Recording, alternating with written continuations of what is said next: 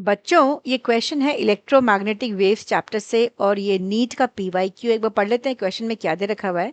The electric field associated with an electromagnetic wave in vacuum is given by vector E is equals to 40 cos k into z minus 6 into 10 power 8 t into I cap where E, Z and T are in volt per meter. E volt पर metre में दे रखा है, Z को metre में major कर रहे हैं और T को हम सेकेंड में मेजर कर रहे हैं। So value of wave vector K is, तो वेव वेक्टर जो K है इसका वैल्यू निकालना है और ये हमको ऑप्शंस दे रखा है। तो सबसे पहले जब भी ऐसे क्वेश्चंस होता है ना, तो पहले तो गिवन इक्वेशन को लिख लेते हैं बच्चों, राइट।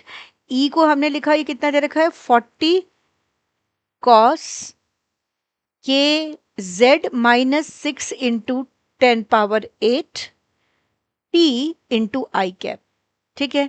अब इसके बाद जो स्टैंडर्ड इक्वेशन है ना इलेक्ट्रोमैग्नेटिक वेव की, वो लिख लेते हैं बच्चों। वो क्या होती है, E is equals to E naught cos k z minus omega T.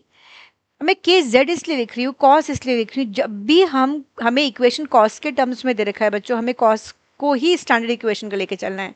जब यहाँ पर इक्वेशन में अगर आप चेक करोगे, यहाँ पर अगर हम देखते हैं के जेड है तो यहाँ पर भी हम के जेड, अगर यहाँ के एक्स होता क्वेश्चन में देन वी विल टेक के x. I hope this is clear, ठीक है। तो यहाँ से के z minus omega D T कर दिया। अब ये दोनों जो इक्वेशन है, इन दोनों इक्वेशन को हम कंपेयर कर सकते हैं, ठीक है। जब हम इसे कंपेयर करते हैं तो यहाँ से अगर हम देख रहे हैं तो ई नॉट की वैल्यू अगर मैं देखती हूँ तो यहाँ से ये ई नॉट है और ये कितना है 40।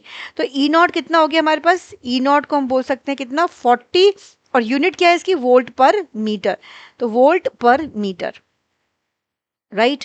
एंगुलर फ्रीक्वेंसी होती है ओमेगा, तो एंगुलर फ्रीक्वेंसी की मैं बात करूंगी, एंगुलर फ्रीक्वेंसी हो गया हमारे पास ओमेगा, और कितनी वैल्यू हो गई 6 इंटू 10⁻⁸, और इसकी यूनिट होती है बच्चों रेडियन पर सेकेंड, ठीक है। अब हमें के की वैल्यू निकालनी है, जो के है इसकी वैल्यू को हमको मेजर करना है। तो वैक्यूम में ना के का एक फॉर्मूला होता है, जिसको ये के हमारा बेसिकली वेव वेक्टर है या वेव नंबर है, और ये रिलेट करता है एंगुलर फ्रिक्वेंसी ओमेगा से स्पीड ऑफ लाइट को। ये फॉर्मूला हमें याद रखना है, wave number k is equals to omega by C. और ये आता कैसे, क्योंकि हमें ये मालूम है k का फॉर्मूला क्या होता है बच्चों, k का फॉर्मूला होता है 2π/λ, यही होता है, राइट। तो इसको हमने रीअरेंज करके हम इसको ऐसे इस फॉर्म में निकालते हैं। और ये कैसे आता है, ओमेगा की वैल्यू होती है 2π न्यू, और स्पीड ऑफ लाइट c कैसे लिख सकते हैं हम, फ्रीक्वेंसी के टर्म्स में लिख सकते हैं c equal to nu lambda. जब हम इन दोनों को डिवाइड करेंगे तो हमें ये वाली वैल्यू मिल जाएगी, राइट। तो यहाँ से तो हम इसको डायरेक्ट लिख सकते हैं, तो k is omega by c। So let us substitute the value. तो ओमेगा हम देखेंगे तो यहाँ से ओमेगा कितना दे रखा है बच्चों 6 into 10⁻⁸, so this is 6 into 10⁸, and we know the speed of light which is 3 into 10⁸। तो यहाँ से देखेंगे तो ये कैंसिल हो गया और आंसर कितना आ रहा है 2। एंड यहाँ से अगर यूनिट निकालेंगे तो बच्चों पर मीटर, यहाँ usually this unit is given in the option also, तो 2 पर मीटर। अगर आप इसके ऑप्शंस को चेक करते हैं तो option A is the correct answer for this question. I hope the question is clear to everyone, this solution is clear to everyone. और ऐसे ही इंटरेस्टिंग फिजिक्स कॉन्सेप्ट के लिए फिजिक्स वेव को लाइक करें और चैनल को सब्सक्राइब करें।